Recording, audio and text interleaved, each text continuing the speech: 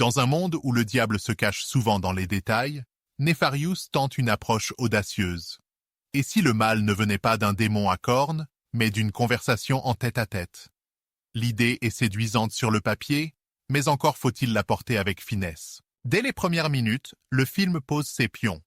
Un psychiatre rationnel, Jordan Belfi, aussi expressif qu'un mur fraîchement repeint, doit évaluer un détenu sur le point d'être exécuté. Le problème? Ce dernier, incarné par Sean Patrick Flanery, clame être possédé par un démon et joue son rôle avec un enthousiasme qui frôle parfois le cabotinage. À mi-chemin entre l'intensité habitée et la surenchère théâtrale, sa performance divise. Certains y voient une prouesse hallucinante, d'autres une caricature de méchant Disney sous stéroïdes. Le film repose quasi exclusivement sur des dialogues. Des dialogues longs. Très longs. Tarantino appelle ça un mardi matin. Ici, l'idée est de créer une tension psychologique, mais la mise en scène statique et le découpage austère finissent par donner l'impression d'assister à une joute verbale sans fin, où la profondeur est parfois sacrifiée sur l'autel de la lourdeur. Certains moments, censés être saisissants, tombent à plat tant la mécanique semble artificielle.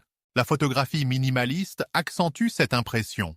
Pas de jumpscare, ni d'effets spectaculaires, juste deux hommes qui parlent dans une pièce.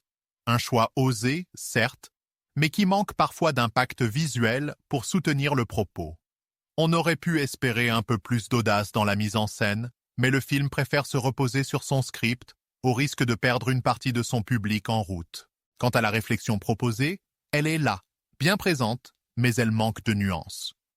Le film pousse parfois ses thématiques avec un marteau-piqueur, là où une approche plus subtile aurait permis d'instaurer un véritable malaise. Nefarious tente de renouveler le thriller psychologique en misant tout sur la confrontation verbale et les dilemmes moraux.